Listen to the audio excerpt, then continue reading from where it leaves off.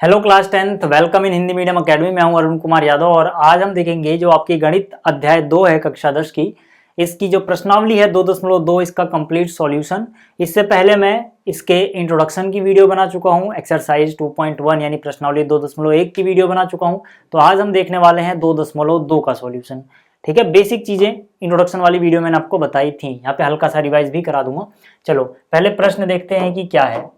प्रश्न जो अपना है ये है, निम्न द्विघात बहुपदों के शून्य ज्ञात कीजिए और शून्यकों तथा गुणांकों के बीच संबंध की सत्यता की जांच कीजिए।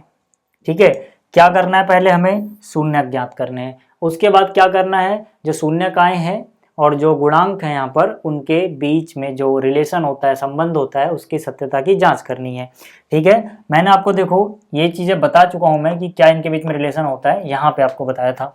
ठीक है, याद करो जब इंट्रोडक्शन वाली वीडियो मैंने बनाई थी तो मैंने कहा था कि अगर आपके पास कोई द्विघाती बहुपद हो और इसके शून्यक अल्फा और बीटा हो, शून्यक का मतलब है x का वो मान जो यहाँ पे अगर मैं x की जगह पे रख दूं तो ये शून्य बन जाए, वही इसका शून्यक होगा।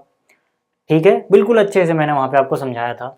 और ये भी बताया था कि अगर ये द्विघाती बहुपद है तो इसके अधिकतम 2 शून्य हो सकते हैं। अल्फा एक का नाम रख दिया, बीटा दूसरे का नाम रख दिया। तो मैंने आपसे कहा था कि यहाँ पे जो शून्यकों का योग होगा यानी अल्फा प्लस बीटा वो बराबर होगा -b/a, और जो शून्यकों का गुणनफल होगा यानी अल्फा गुणा बीटा वो बराबर होगा c/a के।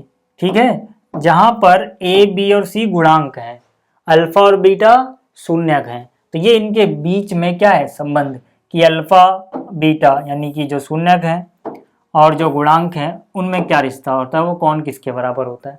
ठीक है, तो इसी की जांच हमें वहां पे करनी है। उसके लिए हमें पहले ए बी और सी पहचान में आना चाहिए।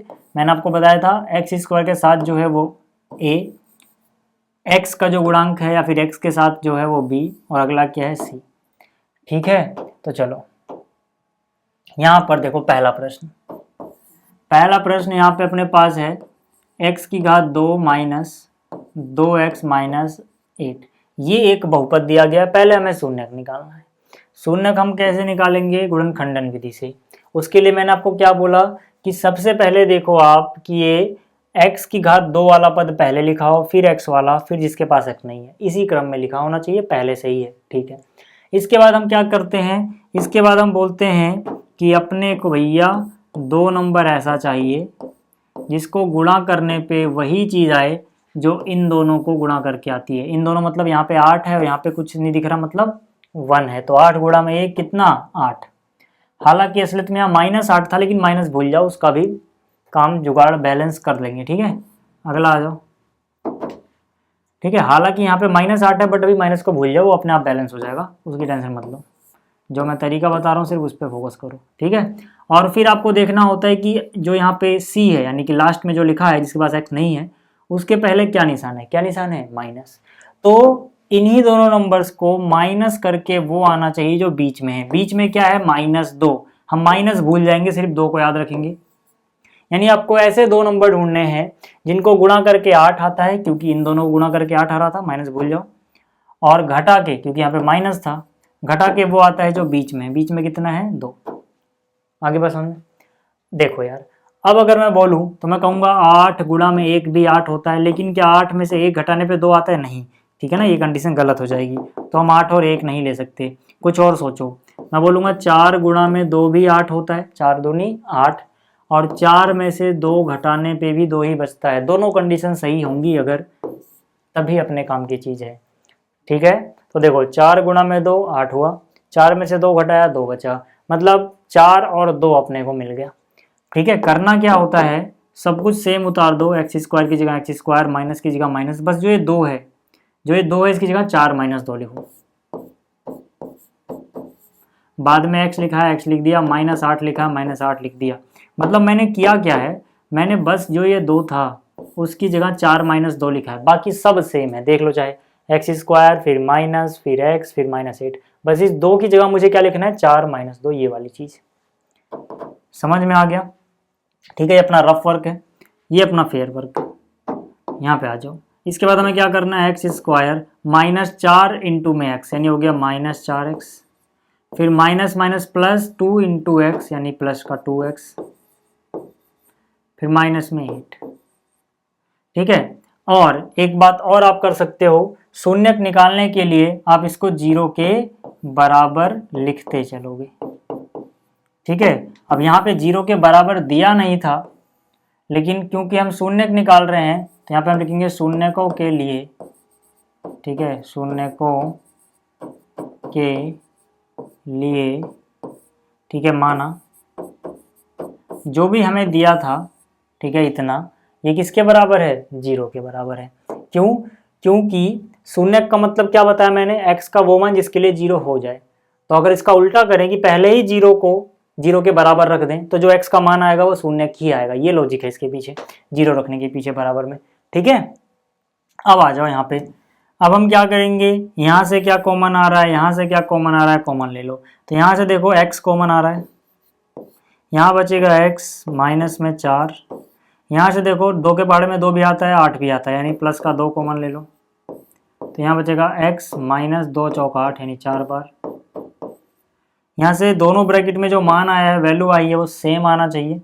ठीक है, तो सेम ही है, तो x माइनस 4 जो भी ब्रैकेट में है कॉमन ले लो। यहाँ पे ब्रैकेट के बाहर क्या बचा हुआ है? x। यहाँ पे ब्रैकेट के बाहर क्या बचा हुआ है? +2। बराबर में क्या बचा हुआ है? 0। तो यानी कि अब हम क्या लिख सकते हैं? अब हम लिख सकते हैं या तो x माइनस 4 0 के बराबर रहा हो, या फिर x प्लस 2 0 के बराबर रहा हो। ऐसा क्यों करते हैं? पिछली वीडियो में बताया था कि भैया यहाँ पर जो ये ब्रैकेट के अंदर वैल्यू है, जो ये ब्रैकेट के अंदर वैल्यू है, इन दोनों के बीच में हो रही है गुणा, और गुणा करके आ रहा है 0। दो चीज़ों को गुणा करके 0 तभी आ सकता है जब कम से कम उनमें से एक 0 हो या दोनों ही 0। ठीक है, तो या तो ये 0 होगा या फिर ये 0 होगा, या फिर हो सकता है दोनों ही 0 हों। ये लॉजिक लगता है, इसलिए ताकि हम इसको अलग से 0 लिख पाएँ। तो यहाँ से देखो क्या, x का मान हो गया -4, इधर गया 4, और यहाँ से हो गया -2। जो x के मान आए हैं कब आए? जब हमने इसको 0 के बराबर रख के किया। यानी कि इसको अगर वापस उस पॉलिनोमियल में रखेंगे, मतलब बहुपद में रखेंगे, तो 0 ही हो जाएगा। तो यानी जीरोज हैं, शून्यक हैं। क्या है? शून्यक। तो शून्यक में एक शून्यक को हम बोल देंगे अल्फा, दूसरे वाले को बोल देंगे बीटा। अल्फा और बीटा बेसिकली शून्यकों के नाम हैं। ठीक है, एक का नाम अल्फा रख दिया हमने, एक का नाम बीटा रख दिया। ठीक है, ये हो गया। अच्छा, अब हमें जांच भी करनी थी। क्या करनी थी? जांच। ठीक है, अल्फा बराबर 4 आया है, बीटा बराबर -2 आया है। ठीक है, यहाँ लिख देता हूँ अलग से, याद रहे आपको। अल्फा बराबर 4 आया है, बीटा बराबर -2 आया है। ठीक है, अब जांच कर लेते हैं। जांच के लिए क्या करना है भाई? शून्यकों का योग अल्फा प्लस बीटा, और गुणांक क्या? ये होता है -b/a। ठीक है, अच्छा, a b और c की वैल्यू भी लिख दूं क्या? ठीक है, लिख देता हूँ। a का मतलब क्या है? x² का गुणांक। x² के साथ क्या है? 1। तो कहने का मतलब है a का मान है 1। b क्या होता है? x का गुणांक। x का गुणांक क्या है? -2। c क्या होता है जो यहाँ बच गया अकेला, यानी -8। इसको याद रखना। वैल्यू रखो, अल्फा की वैल्यू 4, बीटा की वैल्यू -2, तो प्लस माइनस माइनस ही लिख दो सीधा। यहाँ -b की वैल्यू है -2। एक माइनस तो पहले से था, और b के पास अपना माइनस लिए 2 बार नजर आ रहे हैं आपको। डिवाइड बाई a कितना है? 1। तो देखो 4 में से 2 गया, 2 हुआ, माइनस माइनस प्लस 2 हो गया, तो LHS बराबर आ गया RHS के। ठीक है, एक जांच तो ये हो गई। दूसरा क्या? अल्फा गुणा बीटा, यानी कि शून्यकों का गुणनफल c/a के बराबर होता है। अल्फा का मान कितना? 4, बीटा का मान कितना? -2, c का मान कितना है यहाँ पे? -8, a का मान कितना है? 1। 4 दूनी 8, प्लस माइनस माइनस, -8 बराबर -8, फिर से LHS बराबर RHS।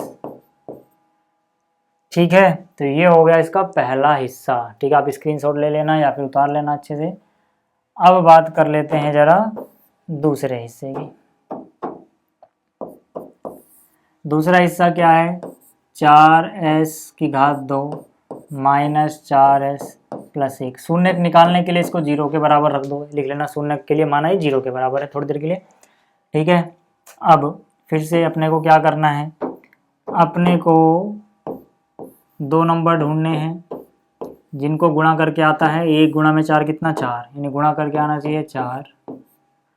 और यहाँ पे निशान देखेंगे क्या है प्लस, यानी इन्हीं दोनों को प्लस करके, पिछली बार माइनस करके लाना था, इस बार प्लस करके, क्योंकि पिछले सवाल में क्या था, पिछले सवाल में था यहाँ पे माइनस, लेकिन यहाँ पर क्या है प्लस।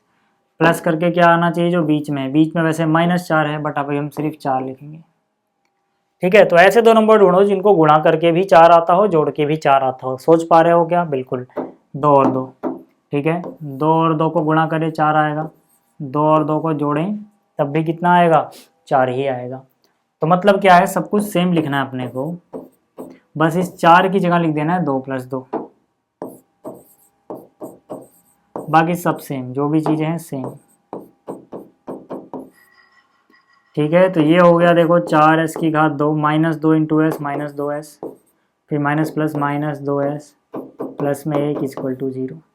यहाँ से क्या कॉमन आ रहा है 2s, क्या बचेगा 2 दूनी 4, ऐसे एक बाहर ले चुके हैं बच गया, 2s पूरा बाहर है 1, कुछ नहीं आ रहा तो 1 ले लो, माइनस कॉमन लिया तो निशान बदल जाएगा, माइनस माइनस, देखो माइनस गुणा माइनस ही तो प्लस होता है ना, ऐसे भी याद रखो जब भी माइनस लेते हो तो यहाँ का निशान बदल जाएगा, ये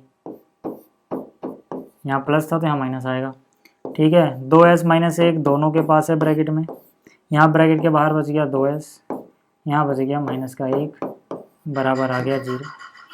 अलग अलग रखोगे 0 तो 2s बराबर -1 बराबर 0,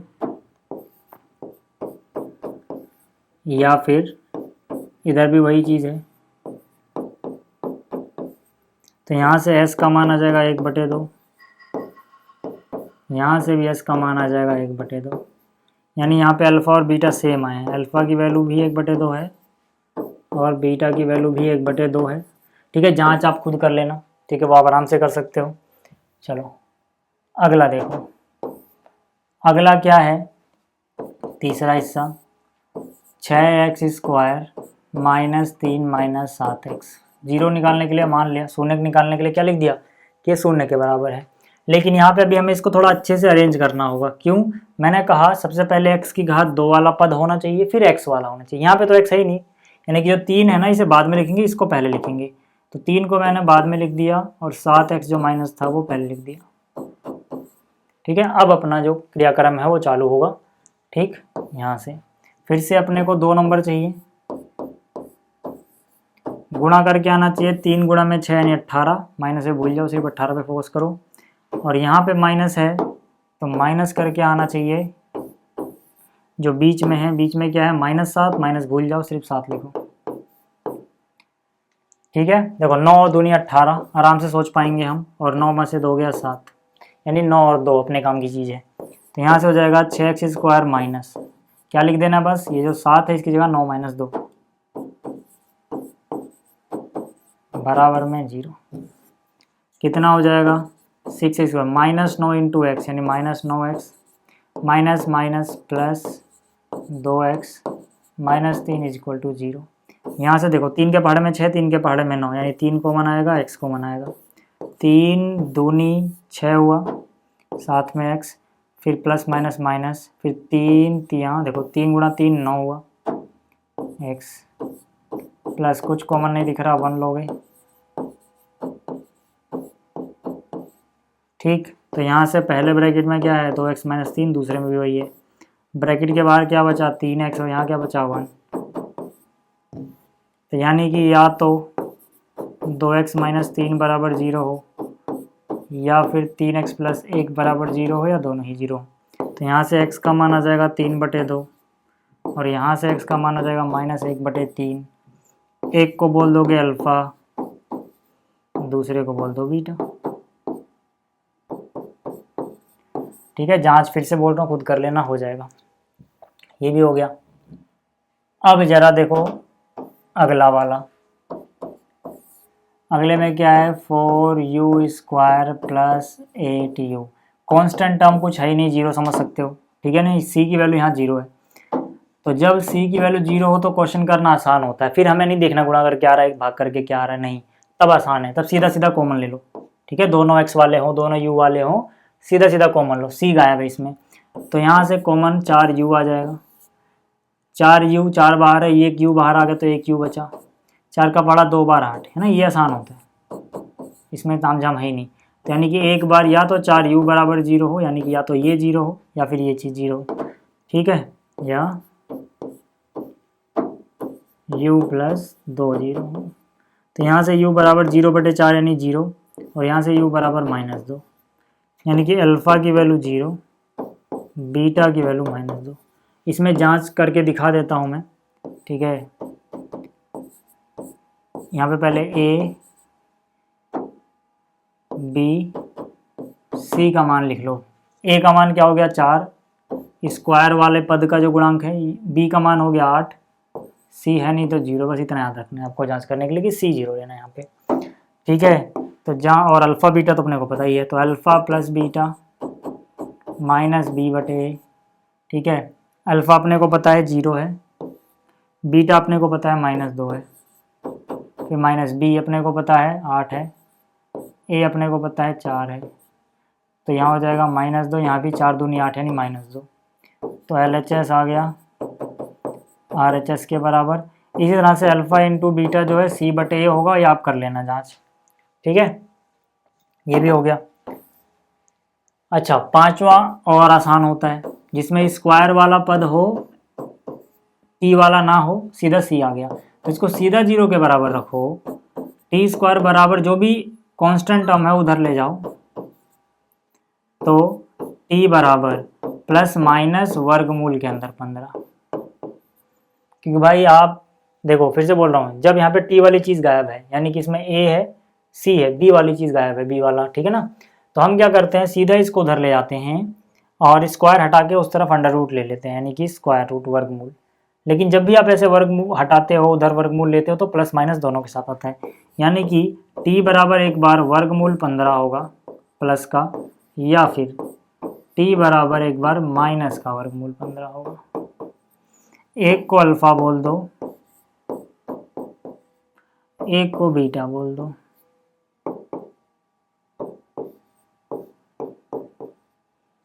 समझ में आ गई बात। अच्छा, जांच भी करके दिखा देता हूँ मैं,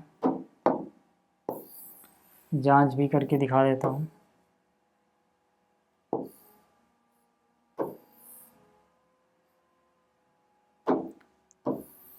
ठीक है, जांच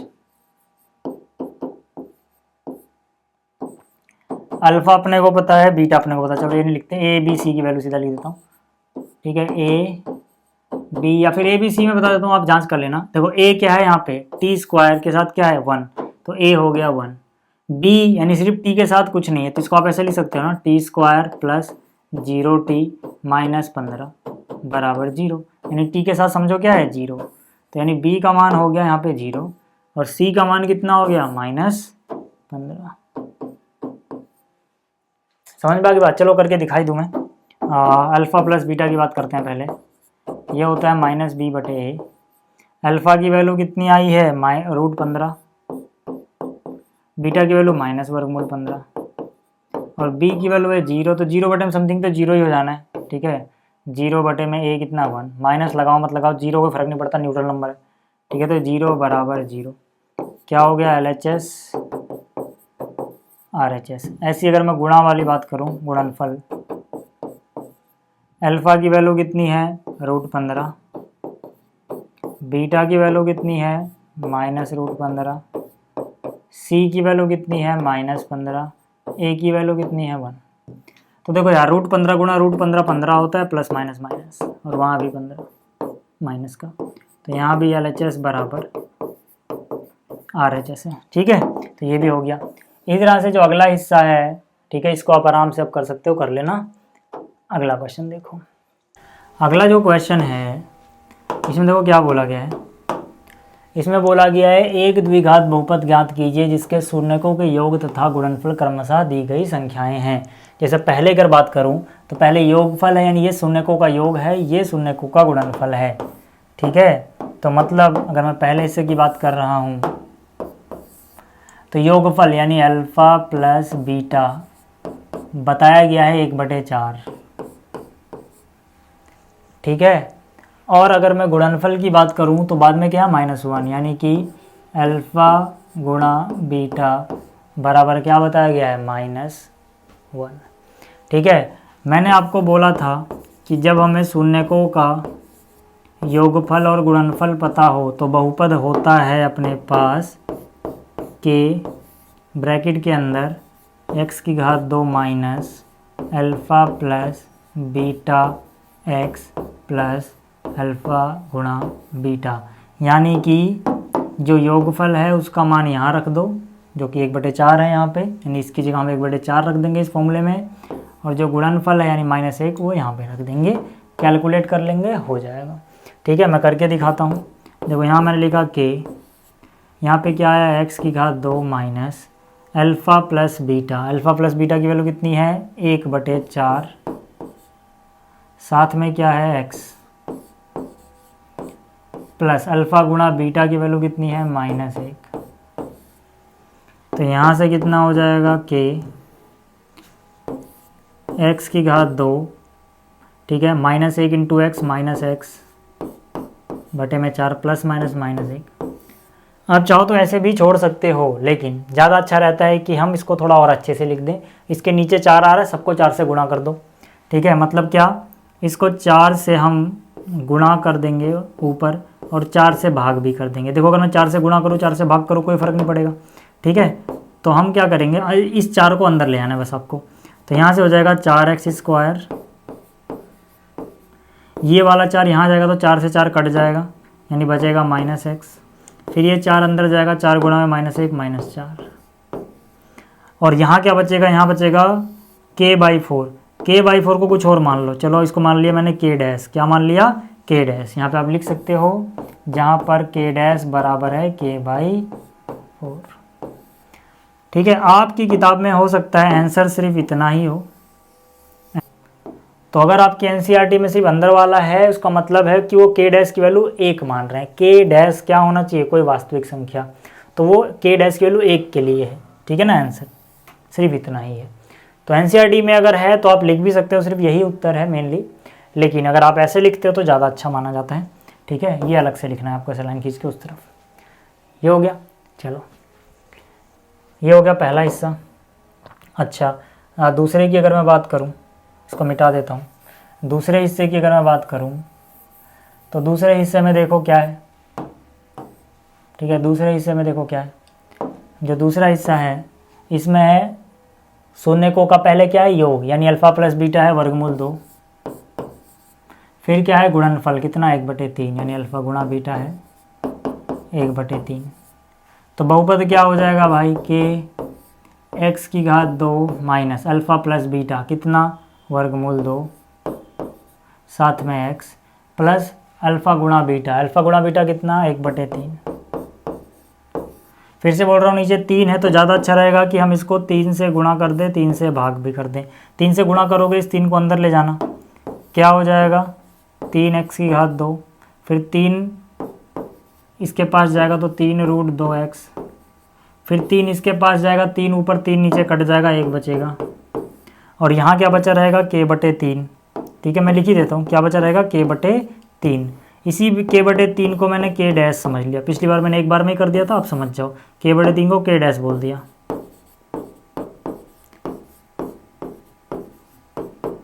ठीक है। लिख भी सकते हो जहाँ पर k डैश किसके बराबर है k/3 के।